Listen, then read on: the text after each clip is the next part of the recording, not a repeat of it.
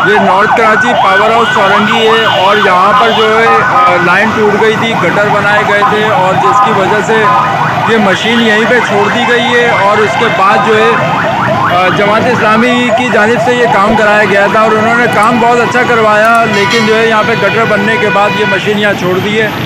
और इस पर जो है दो मुख्तलिफ जमातों के रुकन ने जो है इस पर वीडियोज़ वगैरह भी बनाई है, लेकिन जो ये ट्रैफिक जाम हो रहा है इस पर आवाम के लिए क्या सहूलत पेश की गई है अभी तक इसका कुछ अता पता नहीं है। और इस पर किसी किस्म की पेशरफ नज़र नहीं आ रही, क्योंकि यहाँ पर ना कोई सार्जेंट नज़र आ रहा है। चौरंगी से घूम के आने वाला ट्रैफिक भी आ रहा है और सरजानी से आने वाला ट्रैफिक भी आ रहा है, जिसकी वजह से आवाम बहुत ज़्यादा परेशान है।